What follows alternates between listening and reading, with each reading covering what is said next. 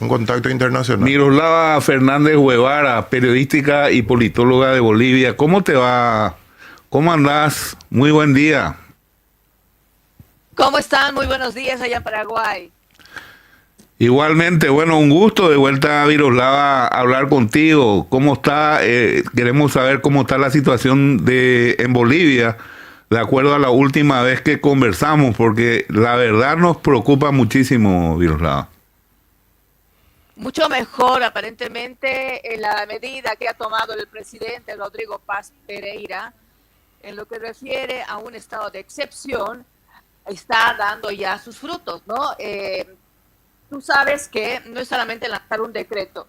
La Asamblea Legislativa tenía un plazo de 72 horas para poder, de alguna forma, aceptar o denegar precisamente el decreto en cuanto a la redacción por parte del Poder Ejecutivo. Bueno, la ratificación del estado de excepción por parte de la Asamblea Legislativa marcaría el cumplimiento del requisito constitucional de control democrático en un momento de máxima tensión. Ese decreto supremo 5636 fue aprobado a las 2 de la madrugada con 36 minutos desde domingo. La sesión comenzó con cuestionamientos al vicepresidente Edman Lara por la convocatoria, pero terminó con una amplia mayoría respaldando las medidas adoptadas por el Ejecutivo. Esto fue acompañado con el desbloqueo que inició el día de ayer en horas de la mañana, porque el estado de excepción se lanzó a la 1 de la madrugada, más o menos, del sábado. Entonces, al momento, tenemos más o menos unos 31 puntos de bloqueos y queda un solo corte de ruta hacia Santa Cruz. ¿Hacia Santa Cruz desde dónde, Miroslava? Desde Cochabamba. Desde Cochabamba, ok. O sea, un día después de la declaratoria de estado de excepción, disminuyeron drásticamente los cortes de ruta impuestos a la fuerza cuando Bolivia vive el día 52 de conflicto, ¿no? Y el número 47 de bloqueos. En La Paz, donde están los campesinos, Tupacatari, es donde hay más bloqueos, 14 en total. Mientras que en el departamento cruceño persiste una corte de ruta que está entre Ascensión de Guarayos a la altura más o menos de Cerro Grande. Entonces el ingreso a esta ciudad está difícil, igual a La Paz, pero disminuye, ¿no? De 31 a más de 60 puntos de bloqueo, se redujo a la mitad. Totalmente. ¿Tenés alguna pregunta para Enrique? Sí, Miroslava. ¿Y cómo está el movimiento económico, principalmente en Santa Cruz, digamos, que es el pulmón económico? ¿La gente va normalmente al trabajo? ¿Le afecta directamente al trabajador boliviano, Miroslava? Bueno, lo que tenemos es un informe precisamente del Ministerio de Economía que habla de más de 1.000 millones, ¿no es cierto?, de pérdidas durante todos estos días de bloqueos. Y Santa Cruz también se ha visto muy afectada porque no puede exportar, no puede mover, por ejemplo, sus materiales. Recordemos que tenemos que la mayor parte de los empresarios, la parte más productiva, viene a estar en Santa Cruz. No es que, digamos, sea solo Santa Cruz, pero sí, mayormente las grandes empresas se encuentran en Santa Cruz. De hecho, a los primeros 20 días de bloqueos, varias empresas de La Paz habían anunciado que se trasladaban a Santa Cruz. Obviamente no había estos bloqueos todavía en este departamento. Ahora sí, y esto está afectando en gran manera a, por ejemplo, soyeros, avícolas, oleaginosas, y varias de las empresas que son representativas acá en nuestro país. Y en cuanto al tema laboral, o sea, Bolivia, digamos, con este gobierno ha impulsado un aumento de salario, uno de los más altos de la región. Cuando el promedio, Paraguay, por ejemplo, ahora autorizó un incremento del 5%, ustedes casi duplicaron, ¿verdad?, el aumento. Digamos, ese trabajador boliviano, y sobre todo para nuestros países, la gran pregunta tiene que ver con la informalidad laboral. ¿Ustedes sienten que todas estas medidas va a golpear similar en la informalidad laboral? ¿El trabajador boliviano está, digamos, contento?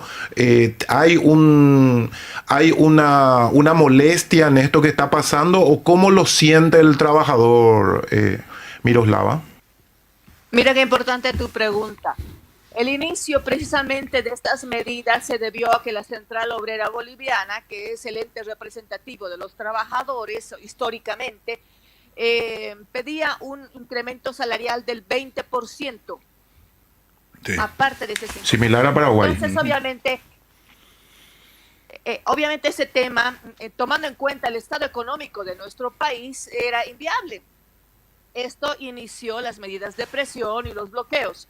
Pero ¿qué es lo que pasa? La Central Obrera Boliviana actualmente, de acuerdo incluso a datos de uno de sus dirigentes hace 3 meses atrás, estaría representando casi a un 18% de la fuerza laboral que todavía mantiene un trabajo, que tiene un ítem, o sea, que puede percibir un salario. El 80% de la población en Bolivia es informal. Vive de lo que significa el comercio. Entonces, estos 50 días ha llegado a afectar terriblemente a este sector. Miroslava, realmente impresionante los datos que están. En algunos son muy similares acá la problemática con Paraguay. Pero esa división de los 3 estados en uno, La Paz, Cochabamba, Santa Cruz. Si podés, ¿Santa Cruz sigue normalmente su actividad o también tiene problemas? Porque Cochabamba, me imagino que estar en el medio es un sándwich, ¿verdad? el sándwich y La Paz está con el conflicto. En Santa Cruz, económicamente, ¿Bolivia continúa igual o está perjudicado también? Bolivia está perjudicada económicamente terriblemente. Ok. Hablábamos de pérdidas de más de 1.000 millones en solamente 50 días. Eso es una herida de muerte para muchos sectores productivos. Y como tú me preguntabas, ayer se hizo la apertura con los policías y los militares y junto a maquinaria pesada para hacer la limpieza de lo que significa la ruta principal. Hay, digamos, una muy buena cantidad de camioneros, cisterneros que lograron moverse tras más de un mes de estar, podríamos decir, en lugares inhóspitos, sin alimentación, sin agua, sin atención de salud. Lograron moverse y llegar de alguna forma algunos a destino o pasar hacia el destino que tienen, ¿no? Entonces, Santa Cruz, era otra de tus preguntas, continúa también con conflictos, pero no en todas sus rutas, solamente la ruta que está entre Ascensión de Guarayos a la altura más o menos de Cerro Grande, que es el dato que tenemos. Entonces la situación poco a poco, paulatinamente se está levantando. ¿Dónde tenemos el conflicto más fuerte? Es en el trópico de Cochabamba, el Chapare, donde se encuentra Evo Morales, donde entendemos que existe una paranoia, digamos un estado de psicosis que se ha dado en el lugar. El día de ayer se hablaba de un corte de luz a las 6 de la tarde. Las comunidades, pobladores que protegen, hicieron anillos de protección a Evo Morales, anunciaban por sus radios o sus medios de redes sociales el estado de terror porque creían que iba a ser aprendido Evo Morales. Entonces, el día de ayer han maximizado de alguna forma la protección a este líder y dirigente, que es el único en realidad que está asegurando que va a mantener los puntos de bloqueo. Hugo, sí. Vos sabés que cuando cuenta Miroslava, viste, nosotros tenemos un 70% Miroslava de microempresas en Paraguay. Seguramente en Bolivia hay algo similar o está potenciado. Nosotros tenemos una informalidad del 61%, entonces ustedes tienen una informalidad del 80%. El caso de la informalidad de ustedes solamente está superada por México en América Latina. Después ya están ustedes.